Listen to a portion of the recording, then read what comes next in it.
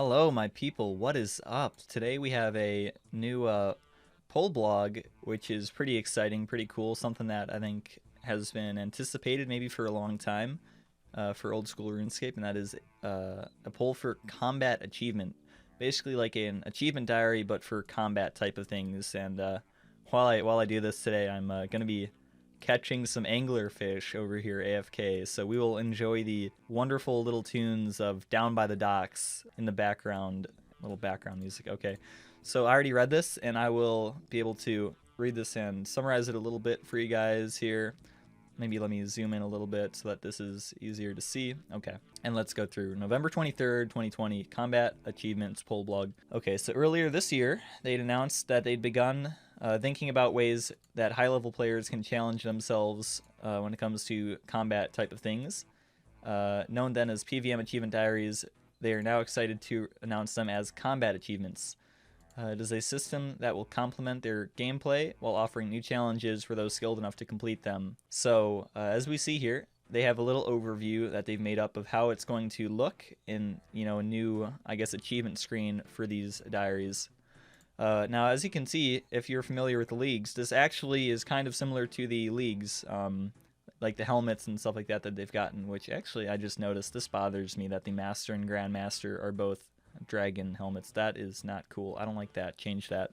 Anywho, but this is like a little idea of what it's going to look like. I guess there's going to be 50 tasks in each. I don't know if that's a working thing or what, but there's going to be 6 tiers from easy all the way up to Grandmaster of how hard these different tasks are going to be. And they will also have some rewards, which we will be talking about. Here's a little idea of the type of stats and things that you might be required to have for these different tiers to complete them all. So easy being like base 60 combat stats, 50 Slayer, Dragon Slayer going up and up as you can see. It's a little weird how Elite is base 90 and then Master is base 90 plus. I don't know if that's an actual recommendation, or maybe what that means is, or an actual requirement, or maybe that's like a recommendation for what you're going to need to complete the tasks within there. But as you can see, it kind of just gets up to where the higher difficulty ones are going to require more game knowledge, better bossing skills, etc. To where Grandmaster, it says all max combat stats, being experienced with all the PVM in the game, all that, and it'll have things that will push players to their limits. So the additional tiers makes them more flexible in their approach with the tasks. So if we look down, we can see some examples of what tasks might look like. There's going to be things as simple as, just killing one of the bosses like one time. And there will also be some things for killing a certain number of bosses, or a boss a certain number of times, I should say, like a certain kill count. Now, I really hope they don't go too crazy with that. I don't want it to be like leagues in the main game. I hope that they're not going to do something like, kill 1,000 General Gardor, I just don't want that to happen. Maybe like 100 max, but I don't think that the idea or the premise of doing, something X number of times is like a fun idea. But that's just my opinion, I guess. But as you can see, most will just rely on the ability to complete a task alone. Like I said, kill a giant mole, a chaos elemental, a Calphite queen. But there are some that are exceptions, like kill count tasks, which I guess more of the kill count ones are things like they're designed for groups because then you would do that activity quicker.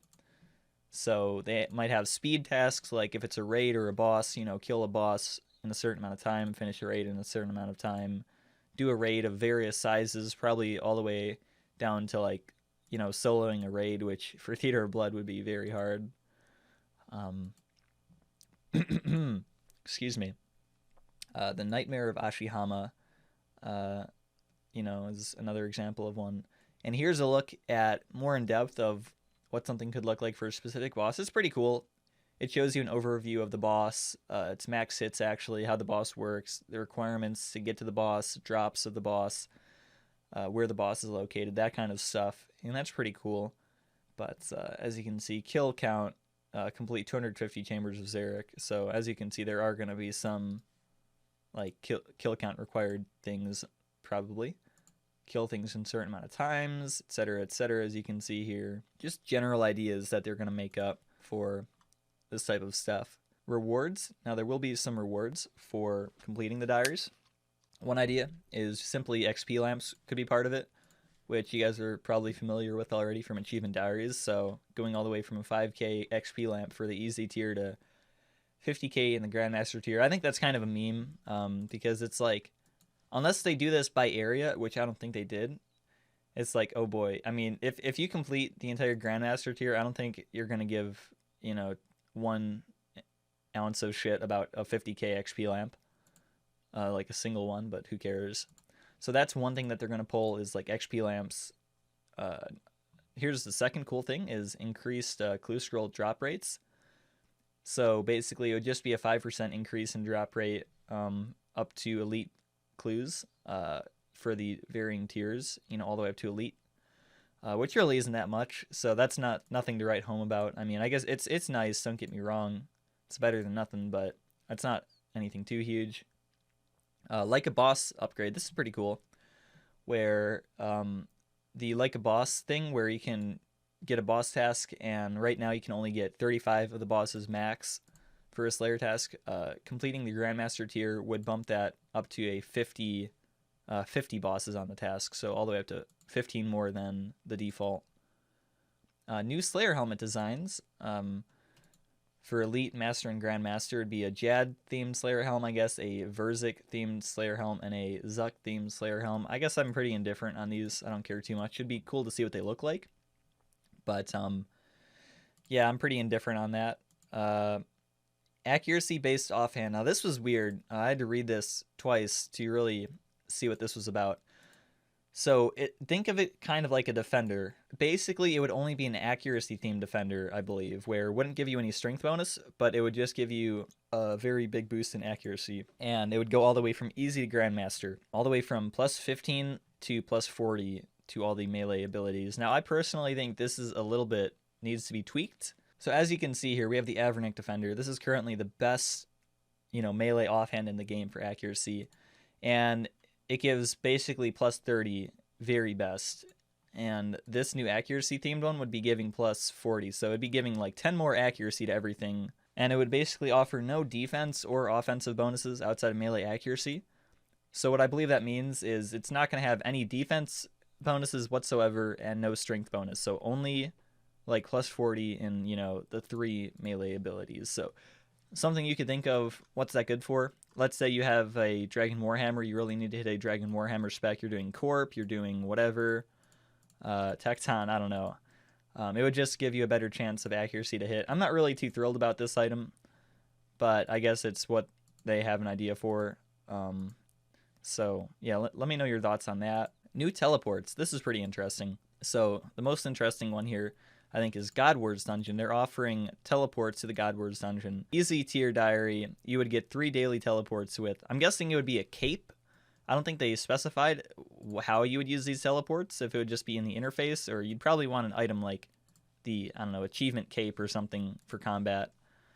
But at easy tier, you would get 3 daily teleports to the Godward's Dungeon, which is already pretty crazy, kind of, considering right now the quickest way to get there in the main game would be with the Trollheim Teleport. And then medium diary would be 5 daily, and then hard, elite, master, and grandmaster would be unlimited daily teleports. And next we have a Moyurek Teleport. This would just be nice, I guess. You can already get here fairly quickly by using a fairy ring next to Moyurek. But it would just, same type of deal. It would offer teleports from elite, master, and grandmaster tier to Moyurek. Next up we have Godward's Dungeon improvements as a reward. This is kind of neat. It's the idea of reducing kill counts and increasing ecumenical key drop rates as you complete more of the diaries. Starting at the hard diary, follower count would be reduced by 2, elite 4, master tier 7, and grandmaster tier 10. Now, this is actually a reward that I would like to see buffed a little bit, believe it or not. I'd be okay with maybe starting at hard tier, you reduce it by like 5, and then, I don't know, 8, 12, 15, or something like that. Just a little bit of a buff here. Then we get to the Ecumenical Keys. The current drop rate for these keys is 1 out of 60, and it would start going up after the hard tier to 1 out of 55, 1 out of 50, 1 out of 45, and 1 out of 40, respectively. So that would just make getting Ecumenical Keys a little bit quicker in that Wildy Godward's Dungeon. Next up, we have Boss Chamber instances. I think that this should be in the game already, where you can simply just pay coins to make these. Because we start to look at things like this that are already in existence, right? Like Corp, you can have a private instance, you just have to pay money for it. Kraken, all these different things where you can already, you know, KBD. So why do we just look at God Wars and then say, okay, you need to do this, and then you get a private instance? I guess you could say for bots maybe, or gold farming, that's an issue, but I don't know. More so than the issue with this and how it, you know, I don't like the whole you need an ecumenical key thing for this. I just don't. I think the ecumenical key should just be optional, but they're saying that you need an ecumenical key in addition to the coins to start a private instance. So let me know your thoughts on that.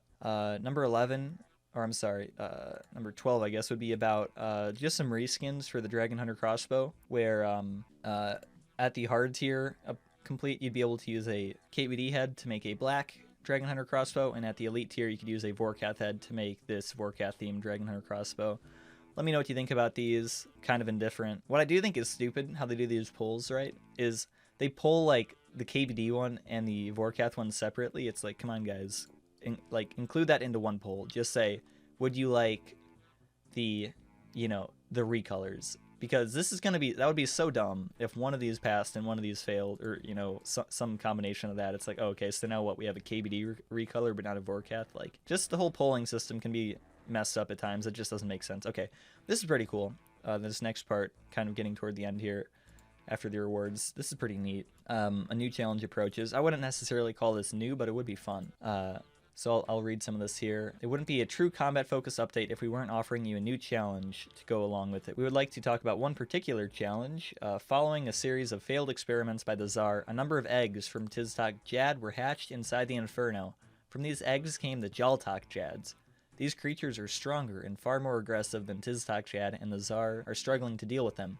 To help with this, Tsar Ket Rak has challenged any who believe themselves brave enough to enter the Inferno and tackle the Jaltok Jads.